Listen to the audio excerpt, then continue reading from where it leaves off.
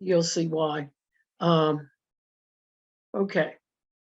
And of course, I left this in here from last week because I just think it's a solid background for teaching the teachings of Jesus. You know, why don't you do what I say? Is what Jesus said. Okay, so we'll just start out with our what is an idiom. I mean, we did, turn the other cheek was an idiom also, but I just thought we just kind of review and whatnot. And it's a peculiar expression of speech that says one thing but means something else. Okay, and idioms are not the Bible is not the only place where there are idioms. We use idioms all the time, and just a couple of hours, we will talk about being crazier than a bedbug.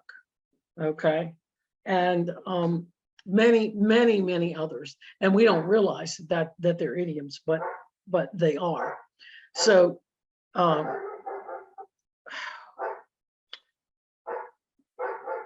forgive the noise in the background. Okay, so we're going to focus on Matthew 5:29 to 30, and let's go ahead and read that. If your right eye should cause you to stumble, pluck it out and throw it away from you. And of course, it's an Aramaic idiom meaning stop envying. For it is better for you to lose one of your members and not have all your body fall into hell. And if your right hand should cause you to stumble, cut it off and throw it away from you. Another idiom that means to stop stealing. For it is better for you to lose one of your members and not have all your body fall into hell.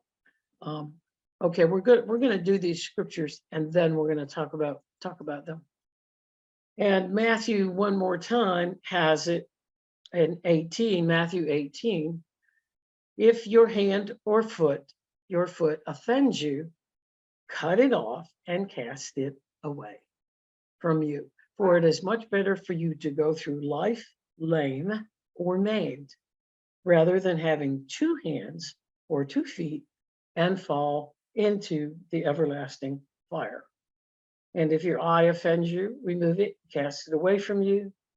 It is better for you to go through life with 1 eye rather than to have 2 eyes and fall into the Gehenna of fire. Okay, and now we're going to go to Mark, and we have something interesting here. This is one of the places where I think you all know that there's about 12,000 differences just in the translation of the Bibles, of the Lanza Bible from the King James.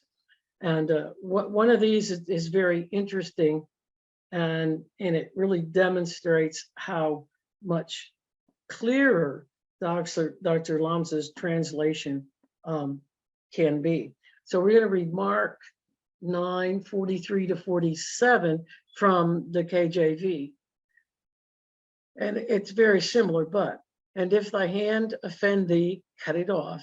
It is better for thee to enter into life maimed than having 2 hands to go into hell, into the fire that never shall be quenched, where their worm dieth not, and the fire is not quenched.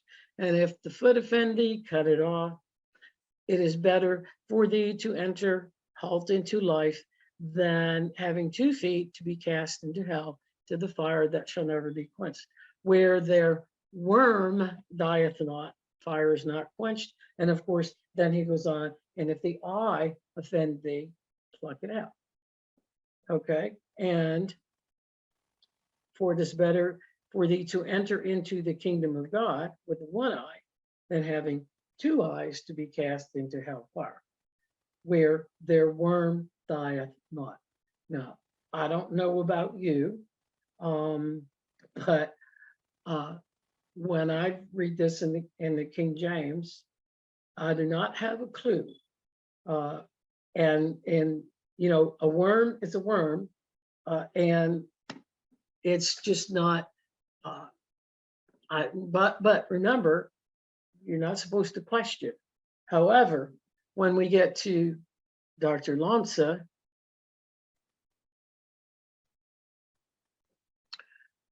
we get to, all right, the term, it says where the worm dieth not. The correct interpretation here is where the embers, now embers, are part of the coals and a fire, whatnot, do not die, and the fire does not go out.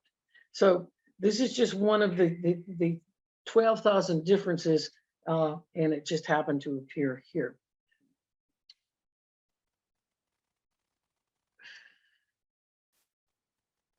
Okay, so if your right hand offends you, cut it off and cast it away. All right, it's an Aramaic saying, it's an idiom, but it has no reference. It does not mean to literally cut off your hand. It is an idiom. And see, idioms are all cultural. They're part of the culture, that you're in. And so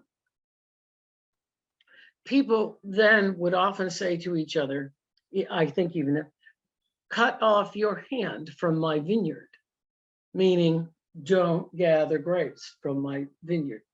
Or they will say, his hand is too long, refers to a thief. Shorten your hand means do not steal. Cutting off your hand denotes cutting out a habit that leads to destruction. So the idiom means just stop doing whatever, and they use the hand, they use the foot, they use but whatever that is leading you to do, whether it's envy, stealing, or whatnot, what they're saying is just stop doing it. Okay, because, well, and they say the hand is mentioned because it's the agent by which the mind and body do their work. Okay, but mainly it is just stop doing it. Now, we have this, and I'm sure we say it a lot, and we will say to whatever, whether it's our kids or just somebody that's bugging us, we'll say, cut it out, and just means stop doing it. Okay, now just a little story about this. That's how things just happen. We were watching, believe it or not, The Little House on the Prairie today, and I sit there with Martin, so that's what he likes to do, but and I just noticed they had a scene in the picture where the woman somehow, I don't know, somehow she'd gotten some infection. I don't know what it was, a snake, but whatever. But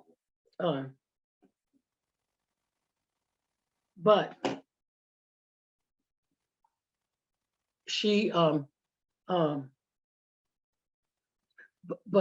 it showed her, and everybody had left her. She was by herself, and it showed, and then it showed the Bible. It showed a close-up of the Bible verse right here where it said, cut your, if your leg offends you, cut it off, and the whole scene, and she was ready to cut her leg off. So that just came to me, and then it came to me that this is more than likely the way it's the literal translation, and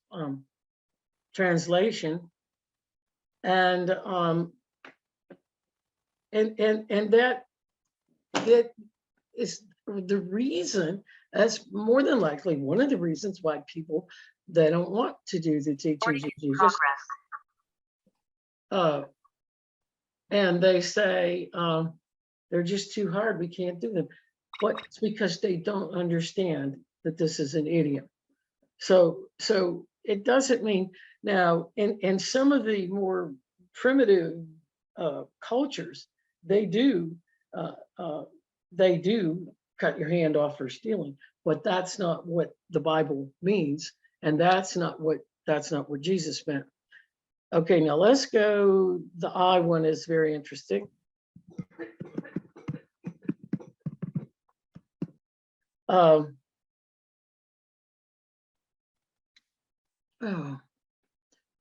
hold on just a second. Let me.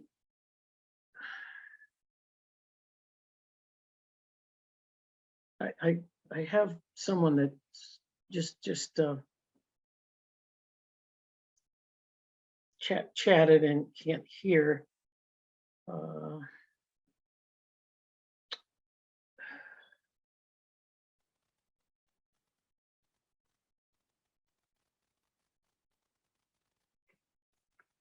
Okay, well, I don't know what to tell him.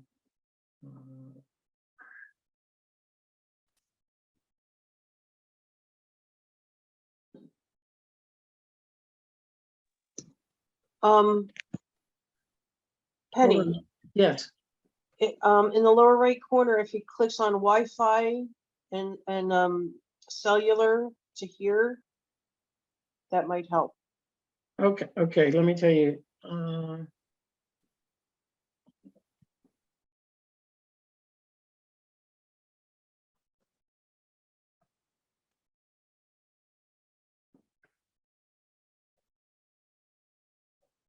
Okay, we'll let him work on that.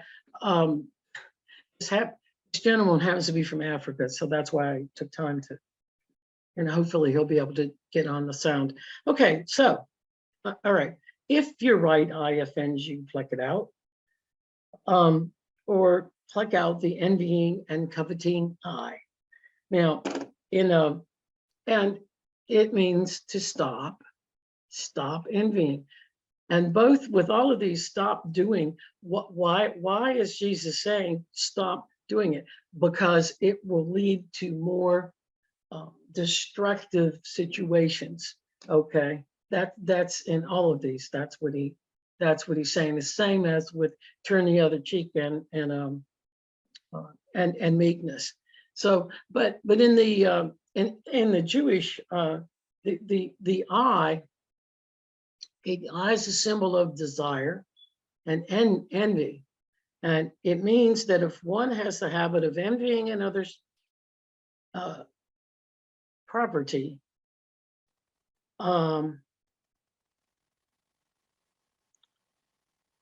let's see, stop the habit before it brings you to stealing.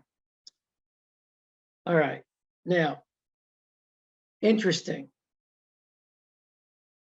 The Jewish people, even to this day, okay, they have this thing, the evil eye. All right. And their idiom, the evil eye, refers to someone who is stingy with their material possessions, or someone having an eye that looks covetously upon the things of others. All right, now, but the other thing that they have is it's really a superstition, okay, but it's very evident even nowadays, and they refer to that as someone who is stingy with their material possessions, someone having an eye that looks covetously upon the things of others, and it's very if somebody like an example was if a woman and her child, if somebody comes to her house and they're looking at their child, or maybe their beautiful daughter or something with an evil eye, it's just a big superstition And I thought it was very interesting. And I have this picture here. They have all kinds of well, I'll call them doodads or whatever. But I have a picture here, and there you keep them. It's to ward off the evil eye. And the picture that I have here, actually, when I was in Israel, that's the big thing you bring back from Israel, because they have the because they have they have this, and they have it in the shape of a hand, but it's to ward off the evil eye. Anyway, okay, now we're going to go to hell. Okay. Let's see. Bear with me just a minute. I think I've got, welcome, Elisa. And I think maybe Evans is trying to, we got his picture, and he is from Kenya. And he's connecting to the audio. Okay, now let's move on. And all right, hell was a very controversial subject, as you might imagine, but it's very straightforward from the Lamsa translation. It's very straightforward. And so in Aramaic, the words for hell essentially is Gehenna Denor. Now, you saw in those Bible verses, you saw the where they used different terms. I mean, one of them they used hell, cast into hell. One of them said the Gehenna of fire. One of them said hellfire. These are all the same thing. Why Dr. Lamsa translated them differently, I don't know. But the term, it is an idiom, okay? And it means mental torment or mental anguish, all right? And it's a state of being, not a physical place. Now, let's, hold on. All right. Now, where did this come from? And how is it? Remember, Jesus taught from the Torah. And so how did he come up with this? How did he come up with this? Well, Gehenna Donora. Okay, well, in the Old Testament, okay, in Old Jerusalem, it was a place, okay, and it was called the Valley of Hinnom, and it was a physical place. It was actually a physical place in ancient Jerusalem, where they burned everything from rubbish to bodies to whatever, and it was a fire, a large pit, and it was constantly burning. Okay. And so that's where it comes from. And now we're going to just go in, because we're doing the history of hell. Now, the other problem with the concept of hell is it of course has a different meaning in Christian doctrine, okay? And so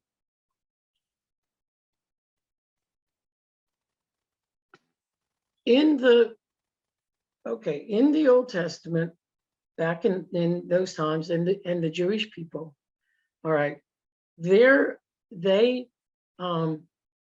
I don't want to say their version of hell, but when you died, okay, your soul went to a place called Sheol. All right. Now, Sheol was a place under the earth for departed souls. It was believed to be a place of silence and inactivity, a place underground and far away from the jurisdiction of the living God. It was the belief that Sheol wasn't accessible even by God, but of course there are other stories that they were. And all souls went there when they died. Okay, and it didn't matter whether they were good or bad. There was nothing like that. There wasn't, well, you're going to go to heaven, you're going to go to hell. There was nothing like that. And that was what their Sheol was. There was no fire. And, there's a couple stories in the Bible. There may have been like like one side might be somebody desirable. And I think it was like the bosom of Abraham or something. But it was not a place where you went. And there was no fire and there was no burning. All right. So now what happened? Okay, so what happened is, if you look in the King James Bible or the other Western Christian Bibles, you will not find the word Sheol. And Sheol was translated every place in the in that you see Sheol in our Bible, which is the correct translation. It's people died and they went to Sheol. That's what you'll see, and that's what they talk about. But the Western Christian versions, Sheol got translated as hell, no matter what the context or the meaning. And so you will not find Sheol in the King James. And that is, well, if you really get into the Bible, it once again puts a different slant on many of the stories in the Bible where Sheol or hell in the KJV. Okay, now, so where did this come from? Where did I'll call it our hell? Where did it come from?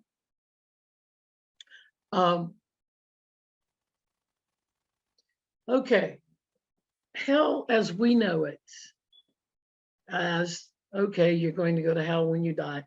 It is the Greek influence where that comes from. Okay, now, first of all, it referred to Hades. Now, I think we've all heard of Hades. We say, God, it's hot as Hades.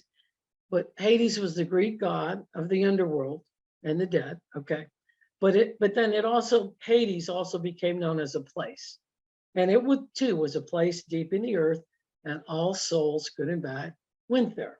Okay, now this was the Greek influence very early on, and so what happened?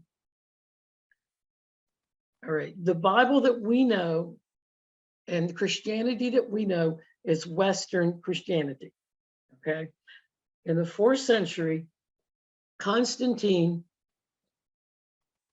decided that they were going to have a different version of the Christian church. There's a whole litany on why, having to do with their beliefs in God and Jesus.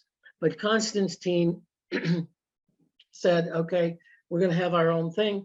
The church, the churches, the Christian churches split. And of course, with Constantine, then the Greek influence really came in. But something else, something interesting here. Okay, Hades was used in the early versions of the Western Bible, okay, that Constantine started. However,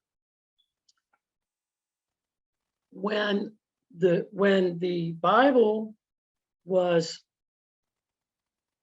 translated, there are different versions of the Bible. When the Bible was translated from Greek into Latin, all right, some of our Christian fathers, one of them, namely Saint Jerome,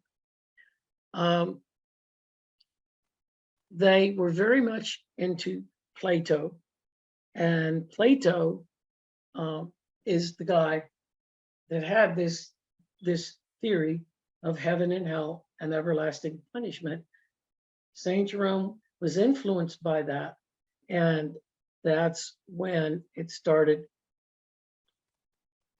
appearing in the Bible. So the concept of eternal punishment is Greek. All right, it's not biblical anyway. It's a doctrine, but hell is not a place where God roasts people. Okay, I mean, literally, it is not a place.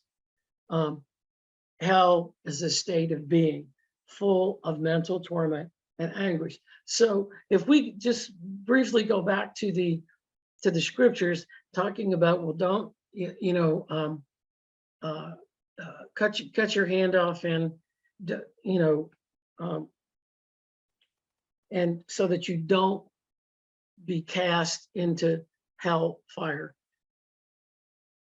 Well, think about it. What it means is, if you envy, let's just take envy.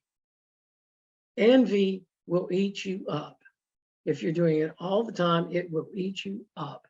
And it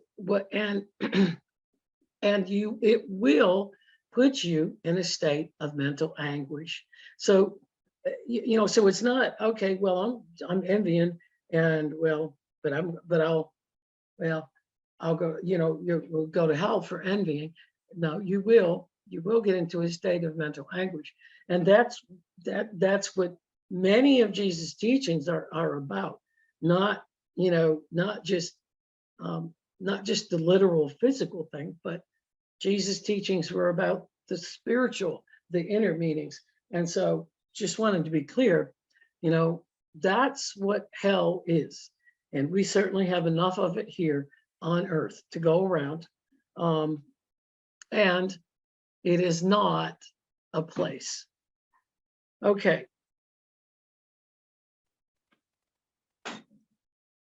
Now, I put this in here just to, so we'd have some understanding of where this all came from. So I'll go ahead and read it. The early New Testament leaders for nearly 500 years never taught eternal torment for anyone.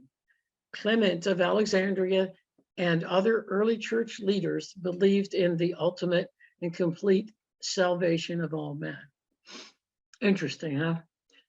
St. Augustine and St. Jerome were lovers of Plato's Greek mythology and his teachings on purgatory and hell.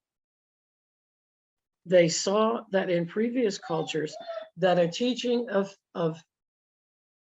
fear of being tormented forever helped keep people morally in line.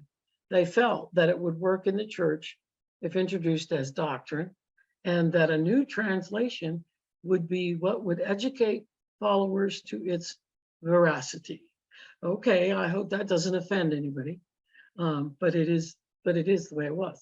So it wasn't until the time of St. Augustine of Hippo and St. Jerome that the concept borrowed from Plato was put into Catholic doctrine, when Jerome, by order of the Pope, translated the Latin Vulgate from the earlier Latin and Greek scriptures.